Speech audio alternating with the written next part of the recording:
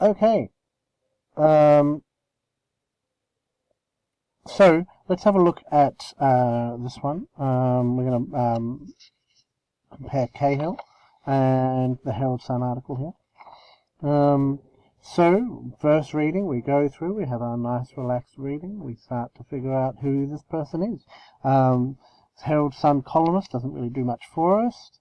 Pill testing is your kids we're talking about. Alright, well now we know we're talking to parents. Anytime we see kids mentioned, there's, an idea of who he might be, right? Perhaps it's something to do with activating parents then, right? That's, what we might find out. We know about Cahill because we saw him before, but even just from this, we get this impression that he's quite sarcastic and quite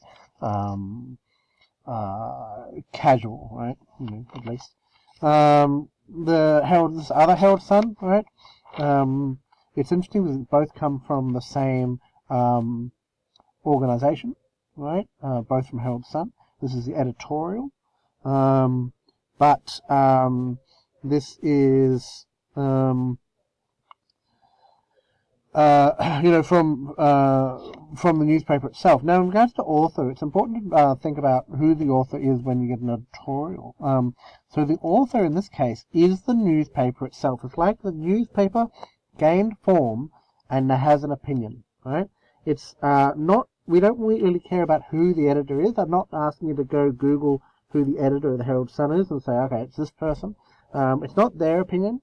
It's the opinion of the editorial team, of the newspaper itself. It's about, so in that case, it's a large organization. What's this organization is who are they talking to? Well, the Herald Sun has interests in selling newspapers, so I always get a bit cynical when I see editorials. Perhaps it tells me more about who their readership is, who they're pandering to, rather than any kind of brave opinion. So we say no to pill testing might suggest that their audience is kind of maybe more conservative, a bit more whatever. Okay. Okay, so let's have a look at this one. So we start off with our anecdote, right? Again, that introduction, the soft introduction, talking about hate mail, kind of just introducing, it's like he's responding to the one that he'd written, over here, and the letters that he received. Getting back into some arguments, the quality of drugs, and then the authorities' responses. The harm reduction and then government response. You start to see the patterns here. There's often, so many small arguments and the same kind of argument. Harm reduction, government response. Everyone's going to take it anyway, right? The authorities' responses to it. Again and again and again, we're seeing these arguments. So, we've got like 7 arguments here, but they're going to be pretty short, so it should be okay.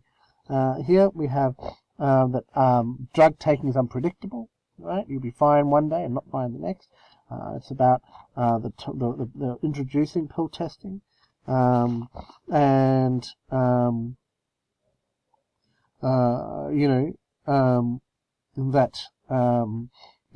government response to it, right? The fact that the facilities aren't effective, right? Pill testing is not effective. Again, really familiar arguments, aren't they? The legal ramifications of pill testing, and then it's just a page and a half of stories about how drugs are bad, right? So it really kind of finishes strong, I guess. I know we've got like 13 arguments here to work our way through, so you'd have to kind of work out. I doubt in this case you would have 2 articles that are so similar in size that you'd have one major and one minor. But if you did, you'd have to work your way through it. Convention, it's your kids we're talking about. Let's start. Greetings, feisty reader. In the occupation of journalist, the more disgruntled emails you get, the more you know you're on the right track. Right? This idea, it's you can't make everyone happy kind of thought, isn't it? Right? Again, this soft introduction. Let's have a look at some technique. Okay, so paragraph 1, paragraph 2. Okay, so we'll work our way down here. Your silence is deafening. Right? It's what is that supposed to be making you feel? Right? A call upon to begin robust discussion and prioritize implementation. Yeah. We need brave, long game ideas. Right? Well, it's suggesting that Andrews is doing nothing and that he's not brave and that he's short thinking, right? You're imagining him sitting in his office, doing nothing, and too scared to act, right? And that everyone out there is desperately waiting for him to do something. Please, Daniel Andrews, do something. But his mere silence is deafening them and supposed to be frustrated. They're supposed to feel frustrated that he's not acting and demand some kind of action and change. Right? Can you see how that would kind of work its way out? Let's pick on another one over here. Russian roulette, right? Well, that's a great image, right? We're shooting these drug takers sitting around with some kind of 6-shooter with one bullet in it that spin and click click click click click boom, right? We're supposed to be angry at them, right? How could they be so dumb at taking these drugs when it's just playing Russian roulette with your lives as opposed to Russian roulette with anything else, I guess. We're supposed to really be blaming these young adults, right? Well, they're idiots. Why are they doing that? And remember, with the second text, you're doing this constant comparison back.